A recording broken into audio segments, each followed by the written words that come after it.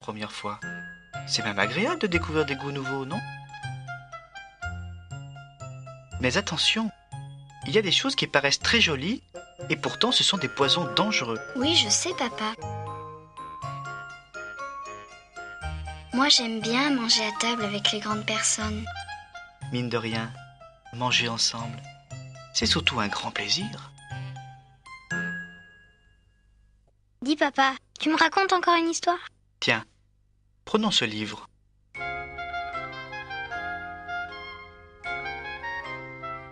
Oh, regarde, le petit enfant, il pique une crise. Oui, je vois. Quand on a une grosse colère, comme cet enfant-là, on sent des choses très fortes dans son cœur. Et ça fait mal. Quand je suis comme ça, tu sais ce qu'elle me dit, maman? Elle dit que j'ai mon gorille.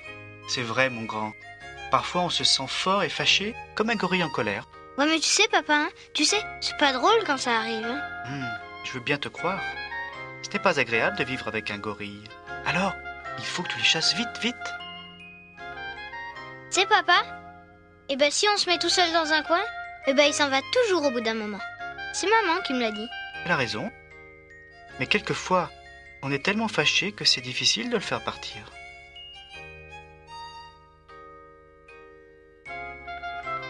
Tu sais, quand les grandes personnes comprennent pourquoi les enfants sont en colère, je pense que les gorilles s'en vont un peu plus vite.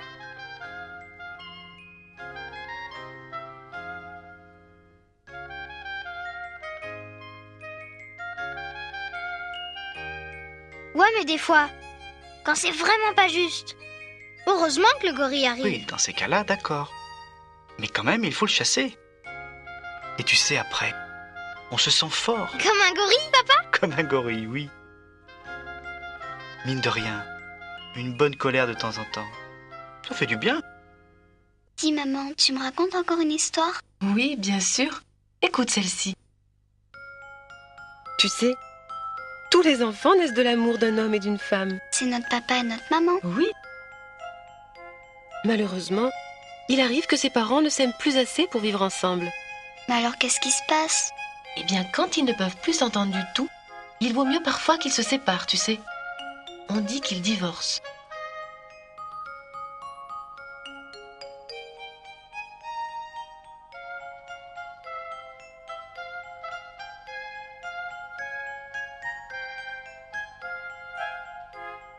Et quand il y en a un des deux qui veut pas se séparer? Alors là, ça peut faire de grandes disputes. Des disputes, tu vois, c'est comme des orages ou des pluies très fortes. Un jour, elles se calment, et puis ça s'arrête. Qu'est-ce qu'on doit être malheureux quand nos parents se disputent comme ça? Oui. Parfois, on se sent comme coupé en deux. Mais quand nos parents sont séparés, où ils habitent, maman? Eh bien, ils ont chacun une maison, avec une place pour tous leurs enfants.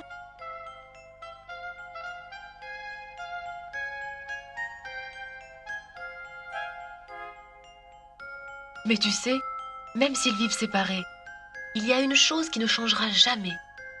C'est qu'ensemble, ils sont toujours nos parents. Mine de rien, quand les parents séparés restent amis, c'est bien pour les enfants. Dis, papa, tu me racontes encore une histoire? Laquelle? Les doudous? Oh oui. Qu'est-ce qu'il a dans sa main, le petit garçon, papa? Mais c'est son doudou. C'est comme ton lapin en peluche que tu ne quittes jamais. Il y a tellement longtemps que je l'ai, je me rappelle même plus quand ça a commencé. Tu sais, il est avec toi, je crois, depuis que tu es tout bébé.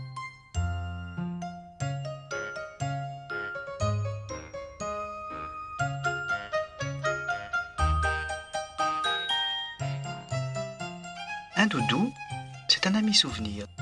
Il fait un peu partie de soi. Sans lui, c'est comme si on n'était pas tout à fait entier. Quand tu le tiens contre toi, c'est plus facile de nous attendre si on n'est pas là. Oui, c'est un peu comme si tu étais avec moi pour de vrai, sauf que c'est pour de faux. Oui. Il y a des enfants qui ont un doudou et d'autres qui n'en ont pas besoin. Avec lui, on s'endort plus facilement. Quand il est tout près de ton nez, quand tu sens son odeur, c'est rassurant. Justement, papa, j'aime pas quand maman lave mon lapin. Après, il sent plus rien.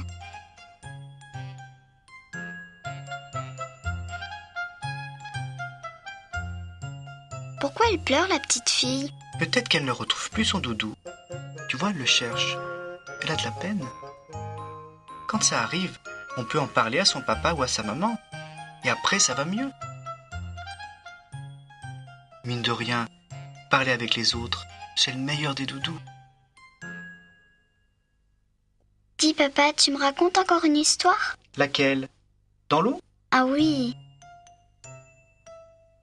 Avant de naître, tous les bébés passent 9 mois dans l'eau. Ils sont bien à l'abri dans le ventre de leur maman. C'est peut-être pour cela qu'ils aiment tant se retrouver dans l'eau. C'est un souvenir tellement doux et tellement agréable.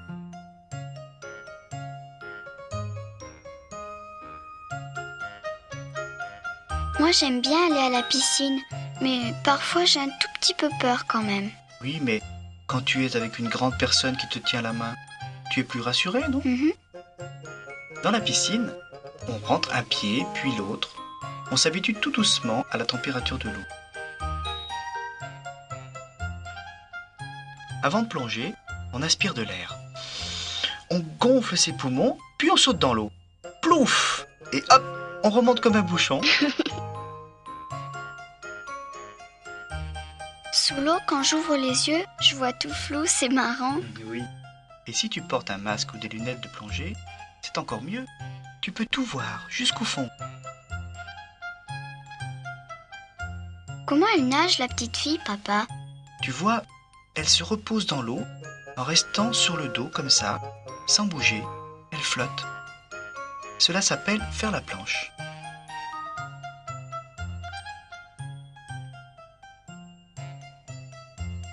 Mine de rien, dans l'eau, on est heureux comme un poisson. Dis papa, tu me racontes encore une histoire? Oui, bien sûr. Celle des habits. Oh oui. Tous les jours, avant de sortir, on s'habille. C'est une bonne façon de protéger son corps. Le matin, moi j'aime bien choisir mes habits et m'habiller toute seule. Oui, je sais. Au début, on se fait aider. Par exemple, c'est pas facile pour un tout petit enfant de mettre une couche tout seul. Il a encore besoin de son papa ou de sa maman. Puis peu à peu, on arrive à s'habiller tout seul. Et il faut bien regarder le sens des vêtements pour les enfiler correctement. Tu sais, les culottes, elles ont un devant et un derrière. Des fois, moi je me trompe, alors je suis obligée de tout recommencer.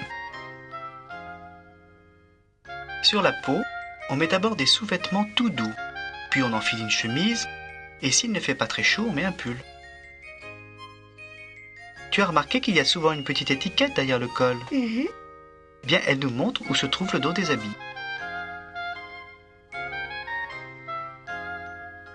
Regarde papa, la petite fille a une jupe comme la mienne. Oui, elle lui ressemble. Et comme la tienne, elle a des bretelles et une fermeture éclair. En hiver, les habits nous protègent du froid. Avant de sortir, on met une écharpe, un bonnet, des gants et un bon manteau. Et quand il pleut, moi je mets mon imperméable. Mais bien sûr. Mine de rien, quand on reconnaît le bon pied pour chaque chaussure et quand on sait nouer ses lacets, alors c'est qu'on est déjà un peu grand. Dis maman, tu me racontes encore une histoire? Oui, bien sûr. Celle des câlins? Oh oui maman. Mais dis-moi, ma chérie, tu te souviens du poème que tu avais appris? Le poème sur les câlins? Oui, celui-ci. Oh mais je m'en souviens plus. Et c'est quand même. Je t'écoute. Câlin, câlin à ma maman, j'aime bien ces petits moments. Câlin, câlin à mon papa, j'aime bien ces moments-là. Un baiser sur ta joue, un bisou sur mon nez, je monte sur tes genoux pour me faire câliner. Donne-moi un câlin surprise, je te ferai une petite bise. Donne-moi un câlin coquin, je t'en rendrai tout plein. Câlin, petit câlin, je t'aime, t'aime bien. Bravo, ma chérie. C'est un poème plein de douceur et plein de tendresse. Je le trouve très mignon. Moi aussi, maman, mais c'est parce que j'aime bien les câlins. Oui, ça je sais, coquine.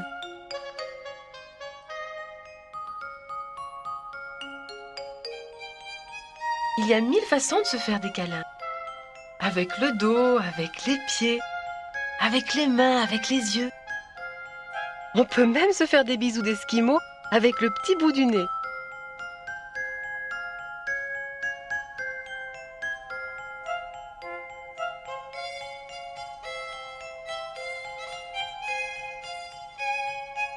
Mine de rien, un petit câlin, ça fait du bien.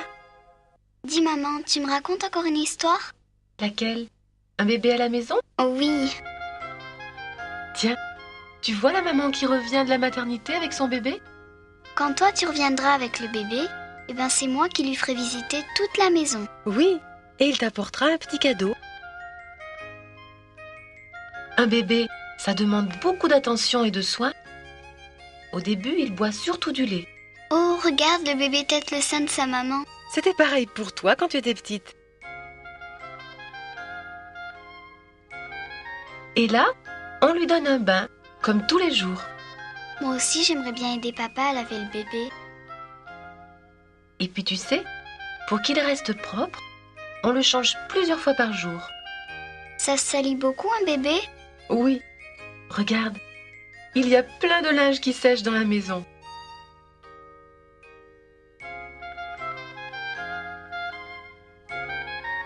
Tiens, voilà le bébé dans sa poussette et sa grande sœur qui sort de l'école. Elle montre son petit frère à ses amis. Ça doit être bien.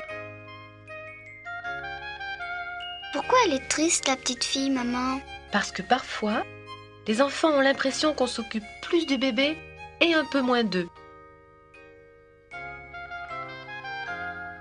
Mais avec les grands, on fait des choses différentes. Mine de rien, c'est formidable d'être une grande sœur.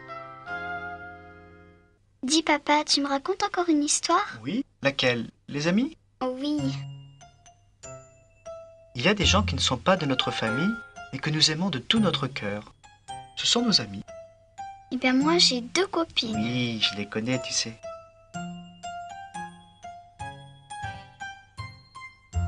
Avec un ami, on se sent bien, on lui fait confiance.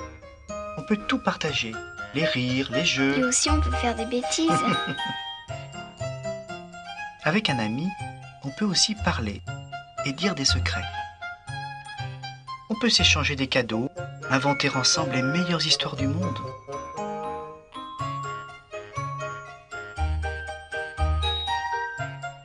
Oh papa, le petit garçon s'est fait un bobo. Oui, il a dû tomber. Ça ne doit pas être bien grave. Tu vois, quand un ami a besoin de nous, on est là pour l'aider. Regarde papa, la mer. Oui, c'est les vacances. Même quand nos amis sont loin de nous, l'amitié continue. On pense à eux dans sa tête. Oui. Et on peut aussi leur envoyer une lettre avec un joli dessin ou bien une photo.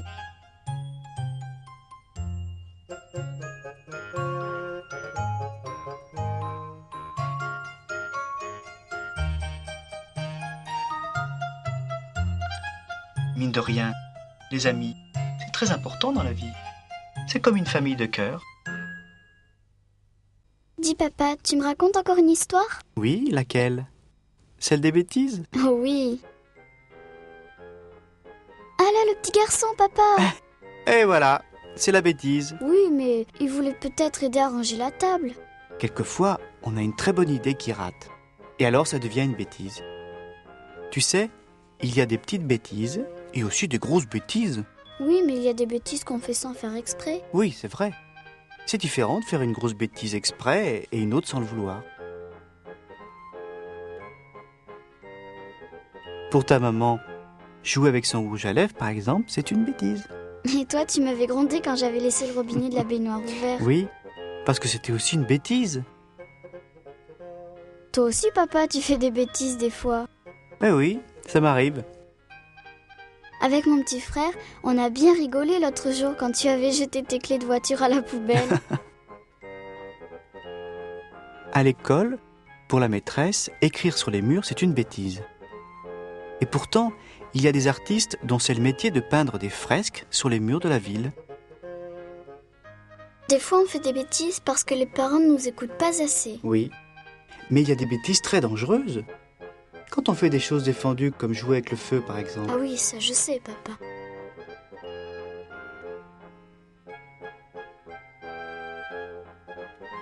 Mine de rien, ça arrive à tout le monde de faire des bêtises de temps en temps. Dis maman, tu me racontes encore une histoire? Oui, laquelle? Les filles et les garçons? Oh oui. un petit garçon deviendra un jour un homme comme son papa. Et tous les hommes ont été au début de leur vie des petits garçons. Oui, mais c'est pareil pour les filles, maman.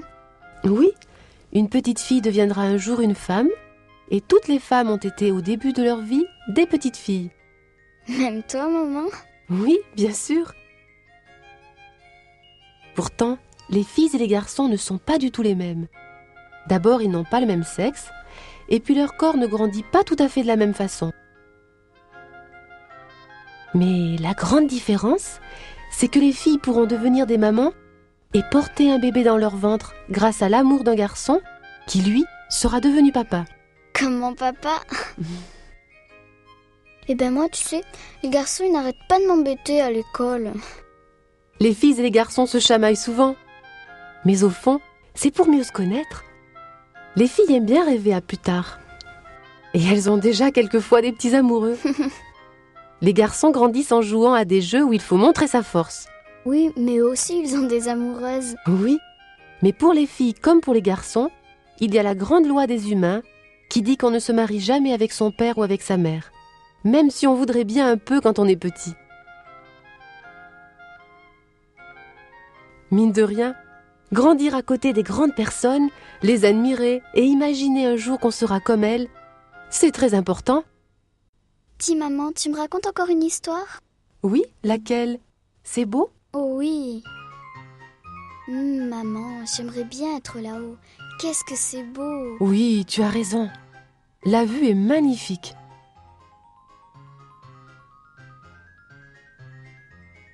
Parfois, quand on regarde un paysage ou même la nuit étoilée, comme tu vois sur l'image là, alors on est complètement ébloui par la beauté du monde.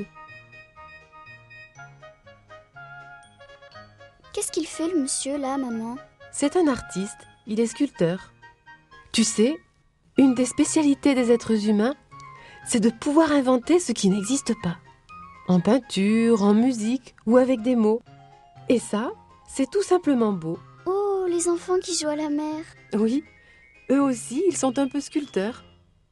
La mer, mais aussi les lacs, les rivières, la neige ou la glace. Tu sais, l'eau a beaucoup de façons de nous étonner par sa beauté. Ben tu sais, maman, tu sais, moi j'aime bien regarder longtemps les nuages dans le ciel. Moi aussi. On imagine plein de belles choses. C'est comme le sourire de quelqu'un qui vous aime. C'est drôlement beau aussi. Ah oui, maman.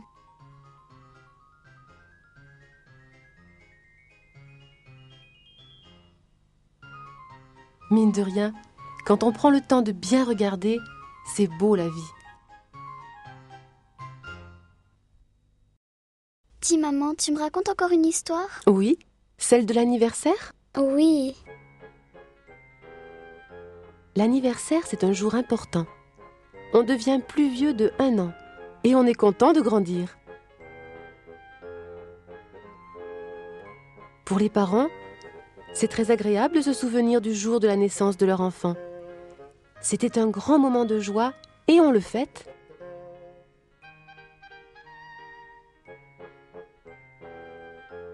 Quand notre anniversaire approche, on peut avoir envie de recevoir ses meilleurs amis. Eh ben moi, je vais préparer des petits dessins dans une lettre pour les inviter à mon anniversaire. Oh, regarde maman, le beau gâteau. Oui, c'est amusant de le décorer. Mais sans rien montrer à celui que l'on fête, c'est une surprise. Alors, on apporte le gâteau sur la table avec toutes ces bougies allumées. Maman, la petite fille va souffler les bougies. Oui, et puis tous ensemble on chante. Joyeux anniversaire, nos vœux les plus sincères.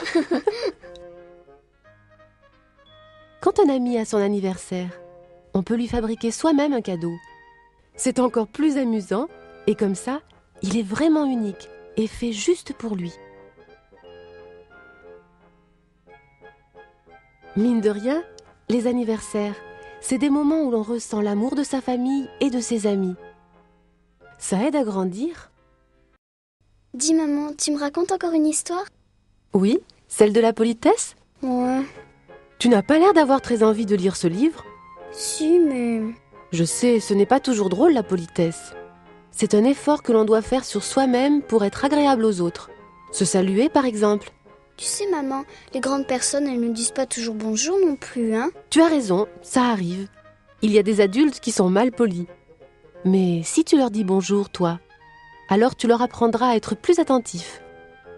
Oui, mais des fois, j'ai pas envie de dire bonjour. Pourtant, tu sais, ça fait plaisir. Même seulement un petit sourire, c'est déjà une grande politesse, ça ouvre la porte du cœur. Quand on est bébé, on ne se rend pas compte, on crie fort, on s'énerve, on se fâche parce qu'on n'a pas assez de patience. Mais c'est normal à cet âge. Toutes les grandes personnes ont été des bébés au début de leur vie. Petit à petit, on apprend à se maîtriser et à se contrôler. Alors on découvre qu'avec un sourire, ou en disant « s'il te plaît »,« pardon » ou bien « merci », on vous écoute mieux. Tout le monde est sensible à la politesse. Je sais bien, maman, mais souvent, je pense pas à le dire. Oh, ça viendra. Des fois, moi, tu vois, je ne veux pas dire au revoir à papa. Parce que je voudrais qu'il reste tout le temps avec moi. Mais quand on dit au revoir à quelqu'un, ça veut dire qu'on sera très content de le revoir. Mine de rien, ça prend du temps d'apprendre la politesse. Mais avec elle, la vie est plus jolie. Dis, papa, tu me racontes encore une histoire? Oui, laquelle? Bouger? Oui. Regarde, papa, la petite fille qui fait des galipettes. Tu vois, son corps est tout souple comme le tien, car il est tout articulé, du bout des pieds jusqu'à la tête. C'est grâce au squelette et aux muscles que le corps peut bouger. Mais c'est quoi le squelette, papa? Ah, le squelette, c'est l'ensemble de tous les os de notre corps qui sont articulés les uns avec les autres. Les os, c'est ce qui est dur et blanc à l'intérieur de ton corps. Oh, la petite fille qui monte ses muscles. Oui, on les devine sous la peau. Ils sont attachés solidement sur les os et se tendent ou se détendent pour les faire bouger. Mais on les voit surtout quand ils sont tendus. Ils sont tout durs. Oui, parce qu'ils sont contractés. Le squelette et les muscles nous donnent une très grande mobilité. Et ben moi, papa, quand je cours, je suis tout essoufflée. Oui, et ton cœur bat plus vite. Pour nourrir notre corps, il faut manger. Pour cela, nous avons 2 mâchoires en os, avec des dents en ivoire et des muscles très puissants qui nous permettent de croquer tous les aliments. Oh, la petite fille qui n'arrive pas à passer son pull, papa. Le visage est très mobile. Il y a un grand nombre de petits muscles qui nous permettent de sourire, de parler et même de tirer la langue ou de faire des grimaces. Sous les cheveux, le crâne protège le cerveau. Le cerveau commande et contrôle tous nos mouvements, tu sais. Mine de rien, le corps, c'est merveilleux. Dis, maman, tu me racontes encore une histoire? Oui? Tiens, écoute celle-ci. Mais quand on mange, où est-ce que ça va? Eh bien, les aliments que l'on mange prennent le chemin de la digestion. La digestion, c'est ce qui se passe dans notre corps pour transformer ce que nous mangeons en énergie. Et ça commence dans la bouche. Quand tu croques une tartine, elle se ramollit avec la salive, et quand tu avales, elle descend par petits morceaux. Dans mon ventre? Oui, et d'abord dans l'estomac. L'estomac transforme la tartine en bouillie, comme de la purée bien fine passée au mixeur. Puis, elle va dans l'intestin, un très long tuyau qui va choisir juste ce dont il a besoin pour te faire grandir. Tout ce qui ne te sert plus à rien sort au bout de l'intestin par le trou de l'anus entre les fesses. C'est le caca? Oui, et c'est par là aussi que sortent les plaies. Dans ton ventre, il y a d'autres organes qui servent à la digestion. Par exemple, la vessie recueille les liquides qui ont fini leur travail dans notre corps. C'est le pipi qui sort au bout du pénis des garçons et par le petit trou au centre de la vulve des filles. Des fois, moi j'ai un peu mal au ventre, maman, là au milieu. Tu sais, tous les organes de la digestion font un travail merveilleux et compliqué pour nous faire vivre. Il y a parfois des petits gargouillis ou des moments où ça fait un peu mal. La plupart du temps, ça ne dure pas très longtemps. Mine de rien, quand on sait ce qui se passe dans notre corps, on se comprend mieux. Dis, papa, tu me racontes encore une histoire? Oui, laquelle? Respirer? Oh oui. À l'intérieur de notre corps, on le sent bien. Ça bouge, ça remue doucement, ça fait des petits bruits parfois. Ce sont nos organes de vie qui travaillent sans jamais s'arrêter. Quand je mets mon oreille sur ton cœur, papa, je l'entends battre très fort. Oui, le cœur, c'est comme une petite pompe qui envoie le sang dans toutes les parties de notre corps pour le nourrir et le maintenir en équilibre. Et le cœur qui aime, papa? Ah, le cœur qui aime, il est partout, tu sais. Regarde la petite fille qui gonfle un ballon, papa. Tu vois, elle souffle l'air qui vient de ses poumons. Les poumons, c'est comme des petits sacs élastiques à l'intérieur de ta poitrine qui se gonflent d'air quand tu inspires et qui se vident quand tu souffles ou quand tu tousses. Mais à quoi ça sert, papa? Eh bien, à faire entrer du bon air dans ton corps et à faire sortir celui dont tu n'as plus besoin. C'est la vie. L'air que tu inspires entre dans tes poumons et passe doucement dans le sang. Grâce au cœur qui fait circuler ce sang dans tout ton corps, l'air peut aller partout où il y a des besoins. Il apporte de l'énergie et alors tu peux bouger, sauter, courir et aussi penser. Tu sais, quand j'ai peur, je sens mon cœur qui va plus vite. Quand on a peur ou quand on a une grande joie, le cœur bat plus fort, c'est normal. Il accompagne nos sentiments. Mine de rien, respirer, c'est la première chose que font les bébés à leur naissance. C'est la preuve qu'ils entrent à plein poumon dans le monde. Dis maman, tu me racontes encore une histoire? Oui. Les amis de toutes les couleurs? Oh oui. À l'école, on a un nouveau copain, Michel. Il est tout noir. Mais dis-moi, est-ce que tu as vu son papa et sa maman? Oui, quand il est arrivé. Et ils avaient la peau de quelle couleur? Toute noire, comme Michel. Tu vois, la couleur de sa peau lui vient de ses parents. Quand nous arrivons au monde, nous avons chacun une couleur. Cela nous vient du mélange des cellules de vie de nos deux parents. Pour toi, elle est claire. Pour Michel, elle est noire. Mais il y a aussi des enfants avec la peau dorée, pain d'épices ou café au lait. Et les Chinois, maman? Tous les Asiatiques ont la peau un peu jaune et les yeux en forme d'amande. C'est le cas d'un très grand nombre d'habitants sur la planète.